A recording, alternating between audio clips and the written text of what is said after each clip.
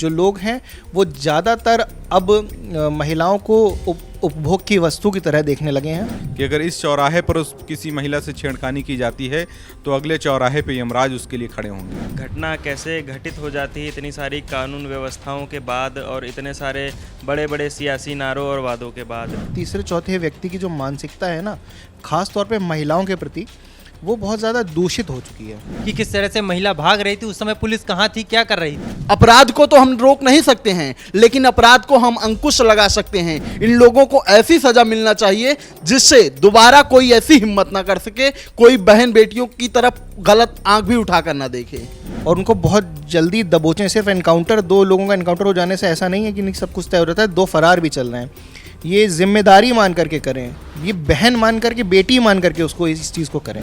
This video is sponsored by Ram Ram Group of Companies, co-sponsored by Nature House and Bhaiya Ji Silver Coated Ilaichi। Uttar Pradesh के बलरामपुर में एक बेहद ही शर्मनाक घटना सामने आई है, जहां पर एक मूक बधिर महिला के साथ दुष्कर्म हुआ। हमारी सरकार तब क्या कर रही थी? हमारी सरकार तो ये कहती है कि अगर कोई सौदा इस चौराहे पर किसी को छेड़ेगा तो अगले चौराहे पर उसको यमराज मिलेंगे। शाह जी कहते हैं कि अगर कोई भी महिला गहने पहनकर भी रात में आधी रात को निकल जाए तो वो सुरक्षित है। कैसे सुरक्षित है? ये तब है जब योगी सरकार महिला सुरक्षा का ढोल पूरे दुनिया भर में बजाती है। आइए जानते हैं इस पर हमारे पत्रकार साथियों का क्या कहना है।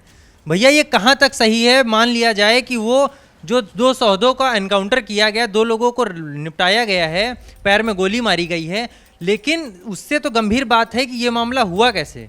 बहुत सही सवाल आपने किया कि इनकाउंटर हुआ, ये तो एक कार्रवाई हुई, लेकिन सवाल ये है कि महिला सुरक्षा के नाम पे प्रदेश में क्या हो रहा है।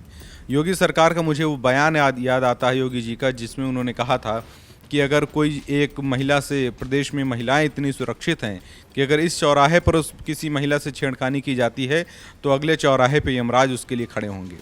वो लड़की दौड़ती रही, भागती रही, उसका जो लड़के हैं पीछा करते रहे, वो दरिंदे उनका पीछा करते रहे आधी रात में, और किसी चौराहे पे उनके लिए कोई सुरक्षा व्यवस्था की जिम्मेदारी नहीं थी।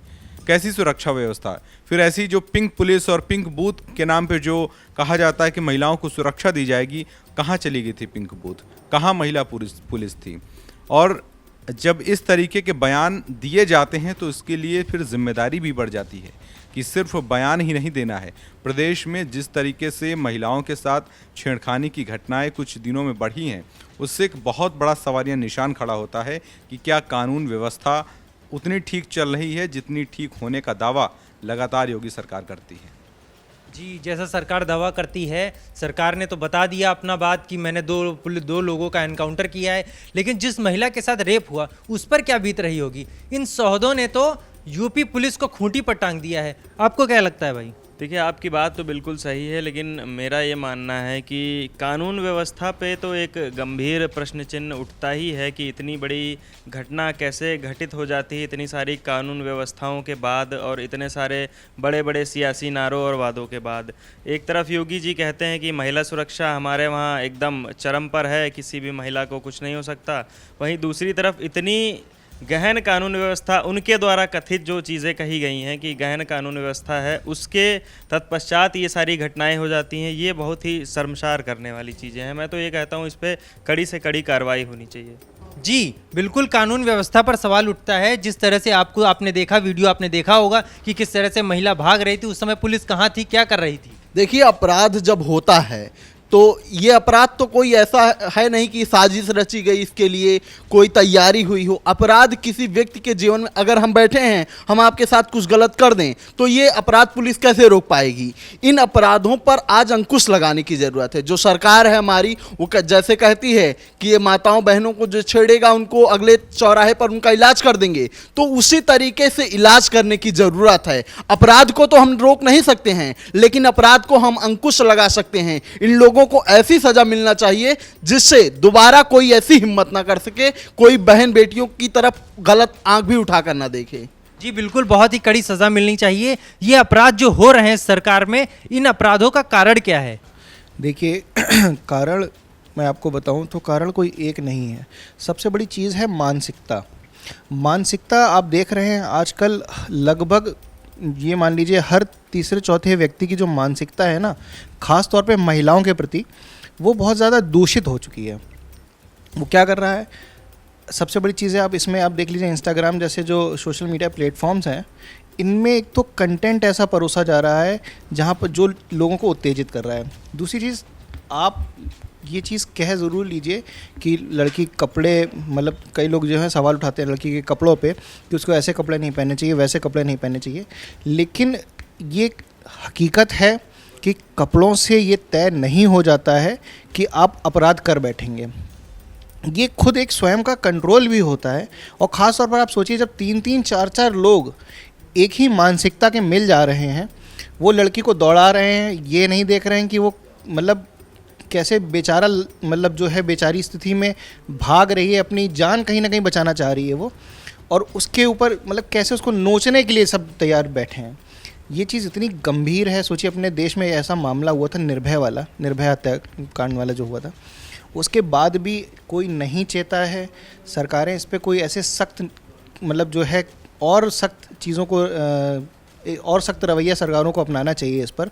मुझे लगता है ये किसी एक का विषय नहीं है, क्योंकि सबके घर में माताएं बहनें हैं, बाहर निकलती हैं, रात में भी बाहर निकलती हैं, काम होता है, उनके मन के अंदर एक डर बैठा हुआ है। और ये डर सिर्फ किस वजह से है? इन मंचलों की वजह से। इन्होंने पूर्ण रूप से दूषित कर रखा है समाज को, एक भय बना रखा है स्त्री में। जब आज स्त्री कंधे से कंधा मिला करके चल रही है, लेकिन इतना ज़्यादा सोचिए आप, उसके मन में भय है कि वो अकेले कहीं अगर कैब से कहीं जाने में भी है, जा भी रही है, तो भी उसके अंदर डर आता है। मैं ये नहीं कह रहा हूँ कि सब गलत हैं, बैलेंस नहीं, मतलब जो है वो बिगड़ रहा है कहीं ना कहीं। जो लोग हैं वो ज़्यादातर अब महिलाओं को उपभोग की वस्तु की तरह देखने लगे हैं। हालांकि ऐसा होना नहीं चाहिए। बहुत बहुत बहुत संगीन अपराध है, और इस अपराध के लिए उनको मतलब बहुत कड़ी जो है कार्रवाई करनी चाहिए। दंडित ऐसे दंड दें जिससे अपराध करने वाले की रूह कांप जाए। तो ये चीज़ें हैं। बाकी सख्त, जितना सख्त वो हो सकते हैं, पुलिस से लेकर के मतलब जो भी चीज़ें हो सकती हैं वो सब करें, और उनको बहुत जल्दी दबोचें। सिर्फ एनकाउंटर, 2 लोगों का एनकाउंटर हो जाने से ऐसा नहीं है कि नहीं सब कुछ तय हो जाता है। 2 फरार भी चल रहे हैं। ये जिम्मेदारी मान करके करें, ये बहन मान करके, बेटी मान करके उसको इस चीज़ को करें, तब कहीं जो है निवारण हो सकेगा इन चीज़ों का। जी, बहुत ही शर्मनाक घटना है।